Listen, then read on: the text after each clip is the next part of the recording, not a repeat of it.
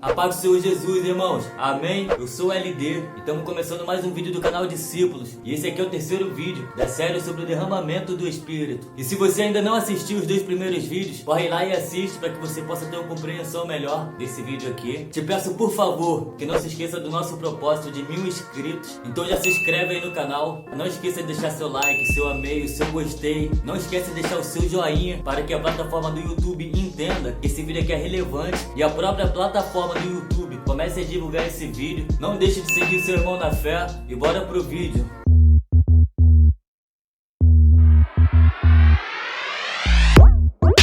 Então, irmãos, o título desse vídeo aqui é Os Sinais que Jesus deu antes do derramamento do Espírito. Esse vídeo aqui é meio que uma continuidade do vídeo anterior. Então, se você não viu o vídeo anterior, depois desse vídeo aqui você corre lá para que você possa ter uma compreensão melhor da mensagem. E esse vídeo aqui também não vai ter uma base bíblica central. Eu vou apenas juntar os versículos para que a gente possa ter uma compreensão completa da mensagem. Então é isso, dando continuidade do último vídeo, eu terminei falando sobre a morte e a ressurreição de Cristo, que Jesus havia morrido e sido ressuscitado pelo Espírito Santo. Agora eu vou dar continuidade e eu vou estar falando um pouco sobre algumas aparições de Cristo depois que ele foi ressuscitado dos mortos pelo Espírito, antes de subir aos céus. Então, depois de ter ressuscitado dos mortos pelo Espírito, o Senhor Jesus ele apareceu diversas vezes aos seus discípulos. E nessas aparições de Cristo, antes de ser levado aos céus, ele deu alguns sinais de como seria o derramamento do Espírito Santo e quais seriam os sinais e as maravilhas que o Espírito Santo manifestaria através dos seus discípulos. E esses sinais a gente encontra nos evangelhos de Mateus, de Marcos, de Lucas e de João. E essas aparições do Senhor, antes da sua subida aos céus, diante dos seus discípulos, foi para que primeiro os seus discípulos crescem que ele de fato era o Messias prometido, que ele era aquele que os profetas, os Salmos e Moisés haviam escritos de que libertaria o povo e salvaria toda a humanidade. E segundo, para que eles pudessem escrever, para que nós também possamos crer que Jesus Cristo é de fato o Senhor e Salvador de toda a humanidade, o Messias, o Filho do Deus Altíssimo. E sobre esses sinais que Jesus deu, sobre o derramamento do Espírito, Mateus escreve o seguinte: Os 11 discípulos partiram para a Galiléia, para o monte que Jesus lhes havia designado. E, quando viram Jesus, o adoraram, mas alguns duvidaram. Jesus, aproximando-se, falou-lhes, dizendo: Toda autoridade me foi dada nos céus e na terra. Portanto, vão e façam discípulos de todas as nações, batizando-os em nome do Pai, do Filho e do Espírito Santo, ensinando-os a guardar todas as coisas que tenho ordenado a vocês. E eis que estou com vocês todos os dias, até o fim dos tempos. O contexto desse relato de Mateus aconteceu na última aparição do Senhor aqui na terra, antes do Senhor ser levado aos céus. E Mateus se atentou para os seguintes fatos. Primeiro, o fato da autoridade que foi dada a Jesus tanto nos céus quanto na terra. Segundo, o fato do Senhor ter nos enviado para fazer discípulos e ensinar todas as coisas que ele nos tinha ordenado. Mas Mateus também se atentou para o fato do Senhor nos garantir que estaria conosco até o final dos tempos, até a consumação dos séculos. Mas Marcos e Lucas relatam que o Senhor Jesus, quando subiu aos céus, ele sentou à direita de Deus Pai. Então, se hoje Cristo está à direita de Deus Pai, como ele pôde nos garantir que estaria conosco até o fim dos tempos, até a consumação dos séculos? Jesus nos deu essa garantia porque ele estaria conosco, porque ele está conosco através do Espírito Santo. Ele nos fez essa promessa porque ele estaria conosco através do seu Espírito, através do Espírito de Deus. Em 1 Coríntios 3,16, Paulo escreve que nós somos templo do Espírito Santo e que o Espírito habita em nós. Então, se nós somos templo do Espírito Santo e o Espírito Santo habita em nós, logo isso significa dizer que Cristo ele permanece em nós através do seu Espírito, através do Espírito Santo. Então é através do Espírito Santo que Jesus permanece e permanecerá conosco, com a gente, até o fim dos tempos, até a consumação dos séculos. E é através do Espírito Santo que nós podemos guardar e ensinar todas as coisas que nós temos aprendido acerca de Jesus Cristo. Porque é o Espírito Santo que nos ensina, é o Espírito Santo que nos instrui, é o Espírito Santo que nos concede o conhecimento de Cristo e nos ajuda a obedecer o Senhor. Então é através do Espírito Santo que nós podemos ter a convicção, que nós podemos ter a certeza de que Cristo permanece conosco lado a lado em todos os momentos da nossa vida, sejam nos momentos de alegria, sejam nos momentos de tristeza, sejam nos momentos de aflições, sejam nos momentos de angústias, sejam nas tentações, sejam em nossas crises existenciais, sejam em nossas crises emocionais. O Senhor ele permanece conosco através do Espírito Santo ao nosso lado, lado a lado com cada um de nós. Já no Evangelho de Marcos, a gente encontra os seguintes detalhes que Jesus deu de como seria o derramamento do Espírito e de quais sinais e maravilhas o Espírito iria operar através dos seus discípulos. Finalmente, Jesus apareceu aos 11 quando estavam à mesa e censurou-lhes a incredulidade e a dureza de coração, porque não deram crédito aos que o tinham visto já ressuscitado. E disse-lhes: Vão por todo mundo e preguem o evangelho a toda criatura. Quem crê e for batizado será salvo. Quem, porém, não crê será condenado. Estes sinais acompanharão aqueles que creem.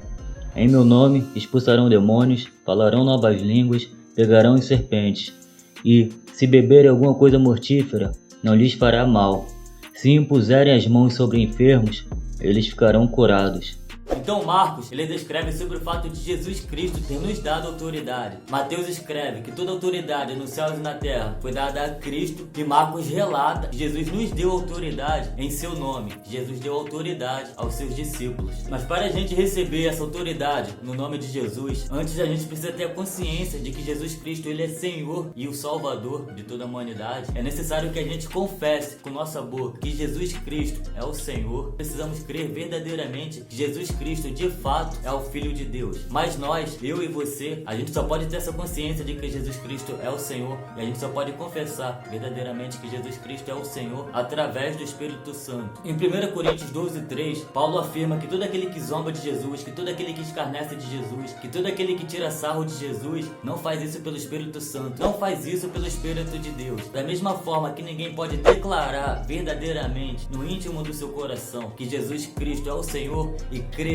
fielmente nisso, crer verdadeiramente nisso, sem ter o Espírito. É através do Espírito Santo que a gente realmente crê no íntimo do nosso coração, no mais profundo do nosso consciente, no mais profundo do nosso subconsciente, que Jesus Cristo é o Senhor. E só através do Espírito que a gente pode chegar a essa conclusão. Porque o Espírito Santo convence o homem do pecado, da justiça e do juízo. Mas essa declaração de que Jesus Cristo é o Senhor não pode ser uma declaração da boca para fora. Porque eu posso muito bem dizer que Jesus Cristo é o Senhor, declarar isso, mas não crer verdadeiramente no íntimo do meu coração. E essa declaração de que Jesus Cristo é o Senhor, essa confissão de que Jesus Cristo é o Senhor, que é dada pelo Espírito Santo, que só pode ser dada, que só pode ser concedida pelo Espírito Santo, precisa ser uma declaração, uma confissão que nos move à obediência aos princípios de Deus. Porque se eu declaro que Jesus Cristo é o Senhor e eu não obedeço aos seus princípios, e eu desobedeço aos seus princípios, então eu não creio verdadeiramente que Jesus Cristo é o Senhor. Porque se Jesus Cristo é de fato o Senhor e nós somos seus servos, o servo, ele obedece ao seu senhor. Assim como um funcionário obedece ao seu chefe, assim como um empregado obedece ao seu patrão. Então, se nós cremos que Jesus Cristo é de fato o Senhor e nós confessamos isso pelo Espírito Santo, nós precisamos obedecê-lo.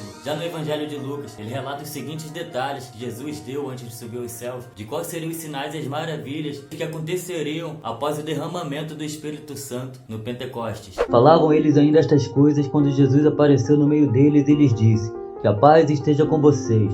Eles, porém, ficaram assustados e com medo, pensando que estavam vendo um espírito.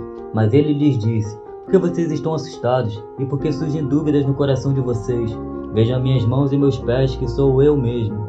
Toquem em mim e vejam que é verdade, porque o espírito não tem carne nem ossos, como vocês estão vendo que eu tenho. Dizendo isto, mostrou-lhes as mãos e os pés. E, por não acreditarem eles ainda, por causa da alegria e como estavam admirados, Jesus lhes disse: vocês têm aqui alguma coisa para comer? Então lhes apresentaram um pedaço de peixe assado, e ele comeu na presença deles. A seguir, Jesus lhes disse: são estas as palavras que eu lhes falei, estando eu ainda com vocês. Era necessário que se cumprisse tudo o que está escrito a respeito de mim na lei de Moisés, nos profetas e nos salmos. Então lhes abriu o entendimento para compreender as Escrituras, e disse-lhes: assim está escrito que o Cristo tinha de sofrer, ressuscitar dentre os mortos no terceiro dia, e que em seu nome se pregasse arrependimento para a remissão de pecados a todas as nações, começando em Jerusalém. Vocês são testemunhas destas coisas. Eis que envio sobre vocês a promessa do meu Pai. Permaneçam, pois, na cidade, até que vocês sejam revestidos de poder que vem do alto. Então Lucas escreve sobre o testemunho que Jesus deu de si mesmo, de que tudo o que aconteceu com ele, desde o seu nascimento, através de uma virgem, até a sua morte e ressurreição, foram para que se cumprissem todas as profecias a seu próprio respeito, a respeito de Jesus. Para que tudo que Deus tinha falado através da lei de Moisés, tudo que Deus tinha falado através dos profetas e tudo que Deus tinha falado através dos salmos a respeito de Jesus pudesse se cumprir. Lucas também escreveu que Jesus Cristo ordenou que nós, que somos seus discípulos, pregássemos arrependimento para a remissão dos pecados, com a finalidade de alcançarmos a salvação através de Cristo. E para que haja remissão de pecados, antes de tudo é necessário que haja arrependimento. E o verdadeiro arrependimento não é aquele que vem da emoção, não é aquele que é gerado pela culpa, e não é aquele que é gerado pelo remorso. O verdadeiro arrependimento é o abandono da prática do pecado. Mas o interessante é que Jesus nos ordenou a pregar a mesma pregação que João Batista pregava e a mesma pregação pela qual ele iniciou seu ministério após ter sido tentado pelo diabo. E a pregação era: arrependei-vos, pois está próximo o reino dos céus. E essa pregação de arrependimento, antes de tudo, não é apenas para você, é para mim também. Até porque eu também anseio a salvação da minha alma, eu também anseio e necessito que a minha alma seja salva por Cristo Jesus. Então não leve nada pro pessoal, porque essa pregação aqui é para nós. Valeu? Lucas também escreve sobre o fato de que Jesus havia prometido que nos enviaria a promessa do Pai. E essa promessa do Pai que Jesus se refere é a mesma promessa que havia sido profetizado pelo profeta Joel a respeito do derramamento do Espírito Santo na festa do Pentecostes. E Jesus também ordenou que seus discípulos permanecessem em Jerusalém até que do alto eles fossem revestidos de poder. E esse poder ao qual Jesus se refere é o mesmo poder que o Espírito manifestou através da vida e do ministério do Senhor aqui na terra. Mas esse poder do Espírito e essa autoridade que nós recebemos em nome de Jesus vai muito além da capacidade sobrenatural de expulsar demônios e de manifestar curas, de manifestar milagres. Esse poder que nos é concedido pelo Espírito Santo, pelo Espírito de Deus, antes de tudo, para que nós possamos resistir às tentações da nossa natureza pecaminosa, para que a gente possa resistir às tentações que nós sofremos no dia a dia, através do poder do Espírito Santo que nós podemos negar a nós mesmos, através do poder do Espírito Santo que nós podemos permanecer firmes em Deus, é através do poder do Espírito que nós conseguimos resistir ao diabo, é através do poder do Espírito Santo que nós conseguimos permanecer na presença de Deus.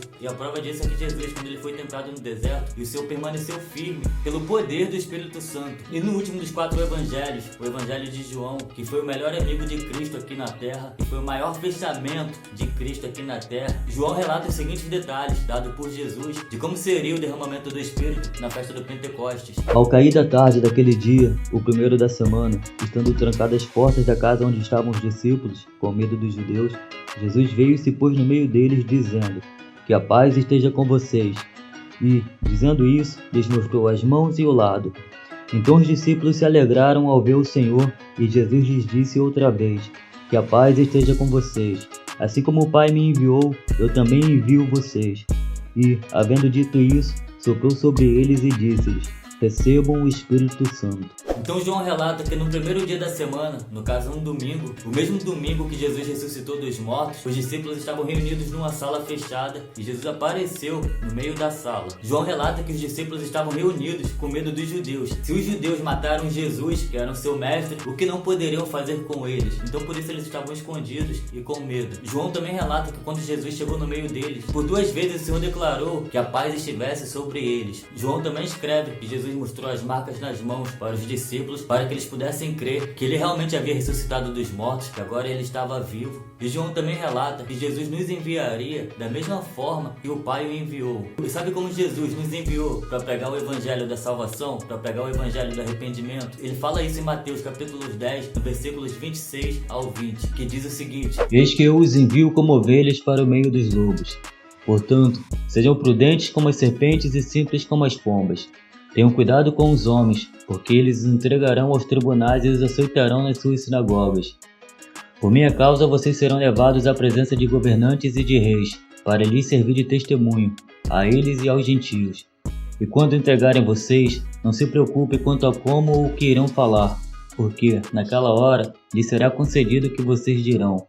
Afinal, não são vocês que estão falando, mas o Espírito do Pai de vocês é quem fala por meio de vocês. Então Jesus nos envia como ovelhas para o meio dos lobos, e ele nos orienta a ser prudentes como a serpente, mas assim como uma pomba, nós temos que ser sem maldade. Não podemos ser maldosos, não podemos ser ruins, não podemos ser maus. Jesus também diz que por amor ao seu nome, que por causa dele, nós passaremos por sofrimentos, da mesma forma como ele passou por amor a nós. Ele também nos afirmou que nós não deveríamos nos preocupar com o que iremos dizer, porque quem falaria e quem fala através de nós é o Espírito Santo, é o Espírito de Deus. E depois de ter declarado paz pela segunda vez aos seus discípulos que estavam com medo, o Senhor Jesus, ele concluiu da seguinte forma: e havendo dito isso, soprou sobre eles e disse: recebam o Espírito. E como veremos no próximo vídeo sobre o derramamento do Espírito, que está relatado no livro de Atos, sobre o cumprimento da profecia de Joel, o Espírito, quando desceu no Pentecostes, ele desceu como um vento espirituoso. Então provavelmente quando Jesus soprou e disse recebam o Espírito, o Senhor estava fazendo uma alusão de como seria o derramamento do Espírito sobre os seus discípulos. Ah, agora eu entendi!